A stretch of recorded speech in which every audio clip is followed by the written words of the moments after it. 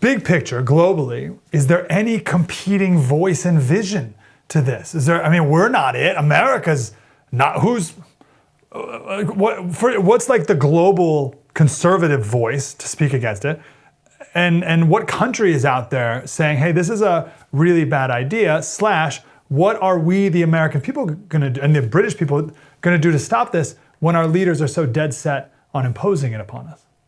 I think we need to be, and it's slightly concerning to me when you say that America is currently not it. I understand the Biden administration most definitely aren't it, mainly because President Biden can't string a coherent sentence together. But you do have the occasional conservative politician that fills us Brits across the pond with a little bit of hope. I think one of the things actually the WEF is most afraid of, and if you read their risk report, they equate misinformation and disinformation, which is us saying things on the internet they don't like, with nuclear war as a threat of destabilizing the state. So if we continue to speak up and raise these issues into public consciousness, last year when I was first on the first, right, your wonderful network did the due diligence of talking about this issue. But when I spoke about it on another network in the UK, a radio network, even though the clip did very well, I was deplatformed off of other shows because other hosts said I was spreading conspiracy theories.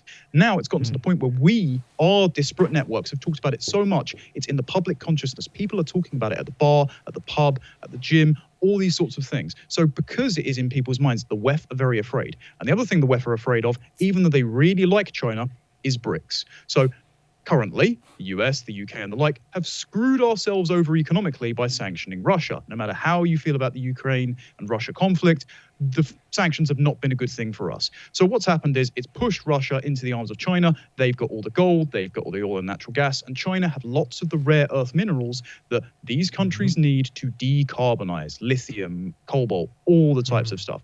So what's happening is, in the WEF's report, they're proposing buying debt from countries that are in debt to the Chinese Belt and Road in order to get them on their side. So the WEF are currently afraid of the bifurcation of the economy away from globalism into localism. So if at the local level we can organize, we can bring some politicians up through the rank, and we can continue speaking about these issues online, that will really have them quaking in their boots.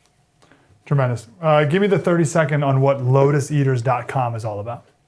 LotusEaters.com was started by Sargon of Akkad, aka Carl Benjamin, my wonderful boss, named after the passage in the Odyssey where Odysseus' men go to the Isle of the Lotus Eaters, where they sit and eat the flower of the lotus. And it's the only place where if the men get off the boat, they don't all die on Odysseus' futile trip back home. So we thought, hey, we'll have a contemplative place where we can sit and figure things out while the rest of the country goes rapidly off into the direction we don't want to. And hopefully some of our fellow countrymen realize this is not a journey that's worth embarking on.